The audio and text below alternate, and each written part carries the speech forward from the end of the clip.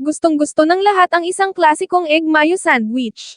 Alamin kung paano gumawa ng madaling recipe ng egg sandwich na ginawang mas mahusay gamit ang Lady's Choice Real Mayonnaise. Kung nagustuhan nyo ang ating videos huwag mahihiyang mag-iwan ng komento sa ating comment section. Maari ko bang malaman kung taga saan lugar kayo, para masendokan ko kayo ng aking niluluto. Paki-like and share na lang po para lagi kayong updated sa ating mga videos. Maraming salamat po. Sandwich. Alamin kung paano gumawa ng madaling recipe ng egg sandwich na ginawang mas mahusay gamit ang Lady's Choice Real Mayonnaise.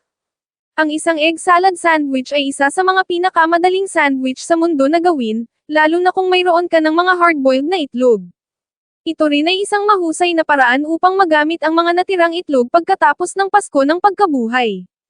Paano gumawa ng egg salad sandwich? Paano ka gumawa ng egg salad sandwich? I-chop lang ang ilang hard-boiled egg, magdagdag ng kaunting tinadtad na kinsey para sa langgatngot, ilang berdeng sibuyas o chives para sa green factor, isang dash ng asin at paminta para sa pampalasa, at isang cuts-arang mayonesa upang pagsamasamahin ang lahat. Mga sangkap: 6. Tatlong hard-boiled na itlog, gupitan sa maliliit na cubes. 3/4 cup Lady's Choice Real Mayonnaise. 12 hiwa ng puting tinapay. 3 bangkos ng curly leaf lettuce, hinugasan at pinatuyo mula sa labis na tubig, opsyonal.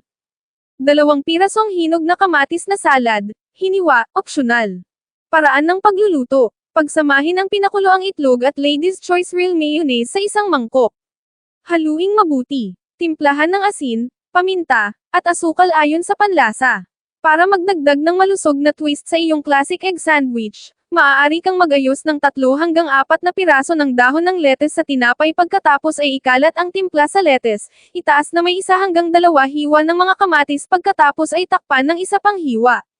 Masiyahan sa isang baso ng gatas at mga hiwa ng prutas.